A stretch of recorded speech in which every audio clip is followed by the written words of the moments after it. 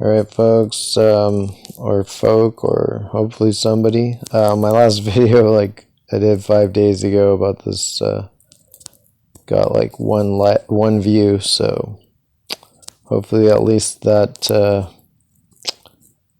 person views this as well. If not, I guess I'll just be archiving this for my own perusal. So this is from, from this $600 book that I got from the library, or it's at least $600 to download the ebook of this classical tradition in the Americas, European images of the Americas and the classical tradition, part 1. So it's, a lot of it's basically just about how everybody already knew America was here, or they all knew that, they all believed that there was land across the ocean, and they had believed that for thousands of years, and they believed it was inhabited. So that's what all of this is about. So, but it's funny, Columbus totally mistranslated these words in Medea by Seneca to make it look like he was the second coming of Christ, because he was the one who opened up the gateways of the underworld, of hell, of America. And honestly, this probably explains at least one reason why they basically murdered everybody in sight once they arrived in America, is because they knew that America was quote unquote hell, or Hades, whatever, in the Christian tradition. And so since the Christians had totally demonized hell, which had been a holy land for the pagans, it followed that obviously if you spend hundreds of years teaching people to hate a place and its inhabitants, that once they arrive there, they're going to kill everybody, because they're Christians. That's what their Bible teaches them, that that's an evil land full of evil demons.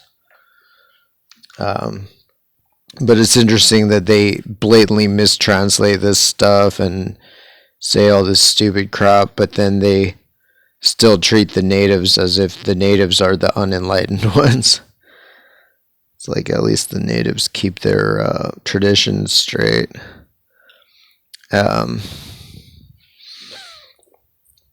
So, for Las Casas, as for Columbus, the discovery of the Americas had come as the fulfillment of a divine plan, not in this case the harbinger of the apocalypse, but as a means of bringing the word of Christ to the as yet unenlightened Indians. And just as Columbus had done in the Libro de las Profecias, Las Casas attempts to buttress this view by assimilating the Medea verses to Christian prophecy, in this case by reading Seneca through the filter of two other eschatological texts. The first, Virgil's fourth Eclogue, which since the early Middle Ages had been read as a prophetic vision of the coming of Christ, is cited only obliquely as a cross-reference for the legend of Typhus. But a second text, De Vocatione Omnium Gentium, then attributed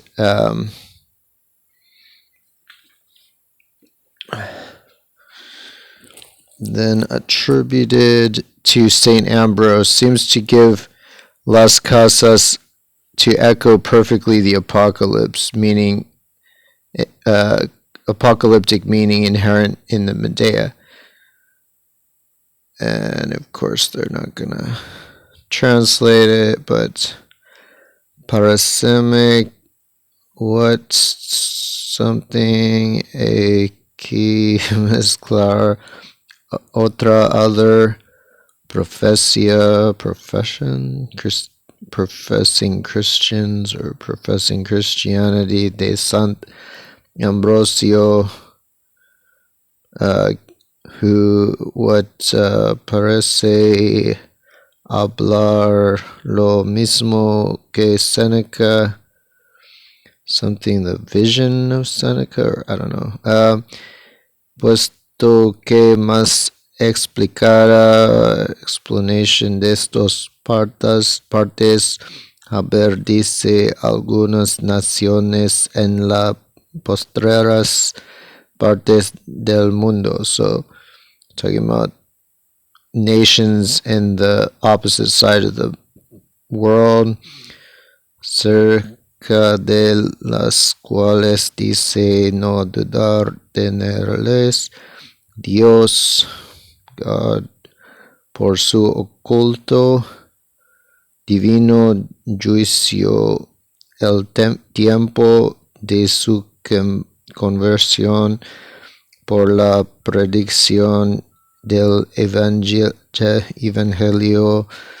aparejado las extremas y últimas partes del mundo parece no ser otra sino estas que son las postreras de todo el mar océano.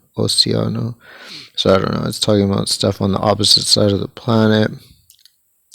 By thus juxtaposing Seneca and Ambrose, Las Casas, sorry about my nails are gross right now. Las Casas forges the same union of pagan and Christian prophecy that Columbus had wrought in the Libro de las Profecias. Typhus is once again cast as the hero who brings Christianity to disparate nations of the globe, a role which he shares with both Columbus and the new Messiah. It is surprising that Las Casas gives so little attention here to the lines he cites from Virgil's fourth eclogue, seeing that they are in fact remarkably opposite to his discussion of the Medea. In an explicitly prophetic and millenary poem that is description of an imminent golden age, Virgil had written Alter eritum Typhus et altera que vehat argos delectos heroes. Okay, something. Despite its resonance with the Medea, however, this prediction of a new typhus is almost completely ignored, not only by Las Casas, but by other 16th century writers concerned with the ancient exploration debate. Among these writers, Artelius alone refers to it as a fatidicus versus that might be fittingly applied not to Columbus's voyage, but to that of Magellan's ship Victoria. Perhaps Virgil's forecast of a new epic-making voyage of exploration was felt to be too closely linked with the more fearsome prophecy immediately following it, Erunt etiam altera bella atque iterum ad Troiam magnus metitur Achilles. So something about Troy and Achilles. In any case, it is worth noting that Seneca's Typhus nearly eclipsed Virgil's during the 16th century, despite the latter poet's better established reputation as a Christian prophet. By contrast, a differing passage of Virgilian poetry, which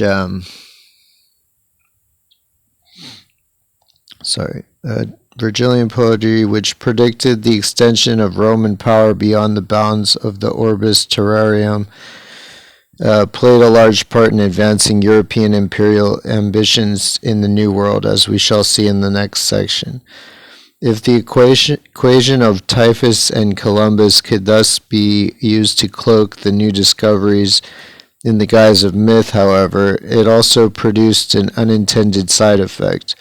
One might infer that Seneca's verses had led Columbus to America, and that he had not got there wholly on his own. There were many in the 16th century, as we know, who tried to mar Columbus's reputation with just such inferences. Their efforts apparently gave rise to the widely circulated tale discussed at length by O'Gorman that a Portuguese sailor had been driven to the West Indies by a storm and had then communicated his discovery to Columbus just before dying.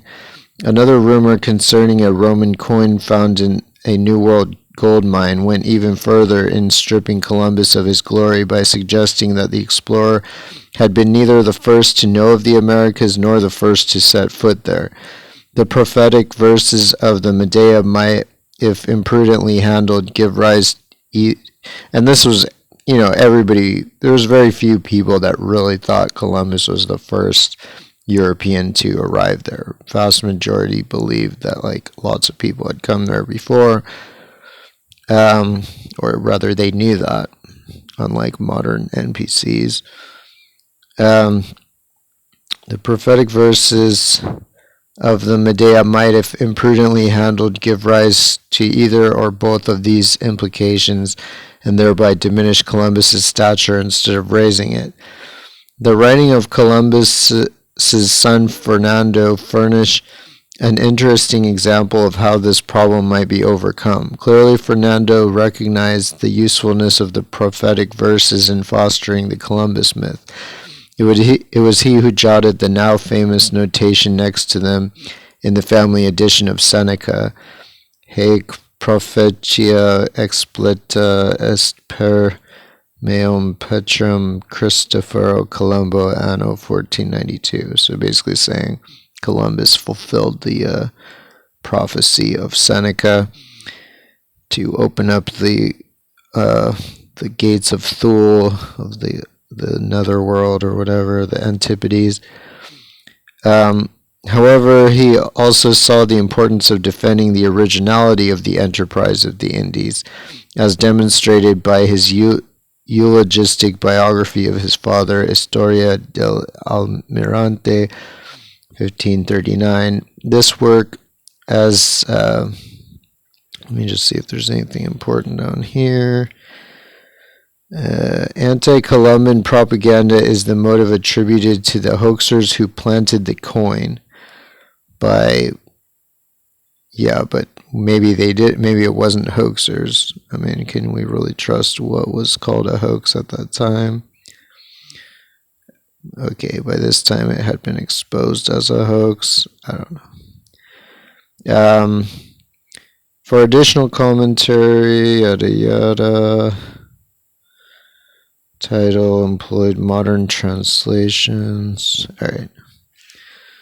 Doesn't matter. This work, as explicated recently by O'Gorman, argues that Columbus had, by sheer power of intellect, deduced the existence of a new world before actually setting sail. He just was like, let me see, my brain says there's land over there. For years he had looked carefully into the writings of the ancient cosmologists and sages, which, though they dealt only with the issue of Spain's proximity to India and omitted the possibility of lands in between, had somehow, Fernando is not at all clear on this point, revealed to Columbus the truth. By means of this account, well, if you look at the maps, you can see how they revealed the truth, because the maps of that time already showed America. They just called it part of, they referred to it as part of Asia. That was well before Columbus. By means of this account, Fernando finds an ingenious middle course between two views of the discovery, preserving the best part of each. He paints his father as a Doctus Columbus steeped in ancient texts, yet also denies that those texts supplied any explicit directions which had steered him towards the New World. Okay. Curiously enough, one of the main texts which had put Columbus on the track of the Americas, according to Fernando, was a different work attributed to Seneca, another text which bulked large in the ancient exploration debate. the treatise on natural science, Questiones Naturales. In the preface to this work, Seneca asks, as part of a philosophic excursus on the humble dimensions of the world, quantum est enim quod ab ultimis ditoribus Hispaniae usque ad Indos iaset possessorum diorum spatium si nevem sus ferat ventus. Alright, I don't know most of those words. This bit of Stoic hyperbole subsequently earned Seneca a place alongside Aristotle in Roger Bacon's Opus Maius, in a famous passage arguing that the world is smaller than usually imagined.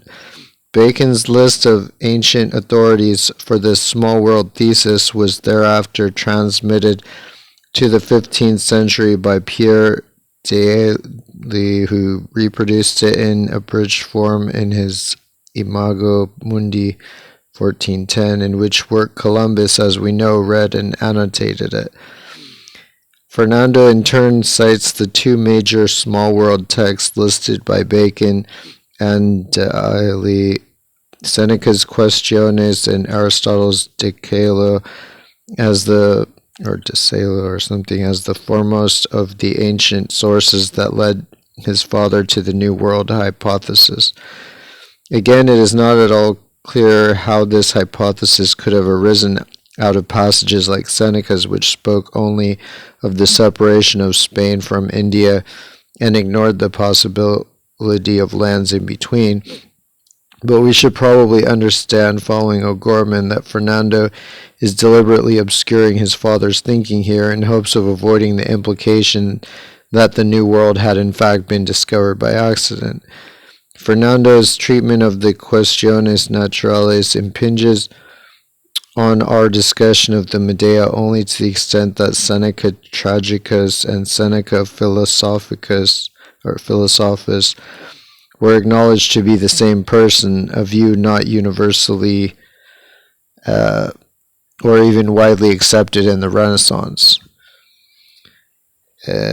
Although the passage in question was, for no apparent reason, mistakenly assigned to the fifth book of the Questiones rather than the preface, Bacon's use of Seneca in discussing the westward extent of oceans seems to have been based on a serious misreading, moreover, since in all likelihood the passage refers to an eastward voyage between Spain and India, the normal route which ancient travelers would have taken. Yeah, that makes sense. Fernando, however, now claims, if only tentatively, that the Medea should indeed be assigned to the author of the Questiones and interpreted accordingly. As a Seneca nel primo de naturalem, whatever the fuck. By thus subordinating the Medea prophecy to the ancient cosmographies his father had studied, texts which had spoken only of reaching India by sailing west, Fernando seems to incorporate it into the heroic intellectual project that had led to the hypothesis of the Americas. When, in his final phase, he changes his discovery, considering the Medea verses as fulfilled, and therefore in both ways and therefore as having accurately foretold the New World. He seems to be trying to have it both ways, hoping perhaps that the contradiction will go unnoticed amid the other obfuscations of his argument. But even Fernando's backdoor acceptance of the Medea prophecy was too much for some writers, in that it admitted the possibility that Columbus had benefited from concrete knowledge of the New World. Those committed to seeing the discovery as a product of original inspiration naturally rejected the sources from which Columbus could have gained such knowledge. Some went even further and suggested that Columbus had succeeded despite his ancient informants, whose benighted conceptions of the world would have only led him astray. A good example of this latter view is furnished by Paolo Giovio, who composed an epigraphic tribute to Columbus for his Elogia Virorum Illustrium 1551. Here the explorer is depicted as a man of immense boldness and daring who had scorned the navigational markers handed down from antiquity.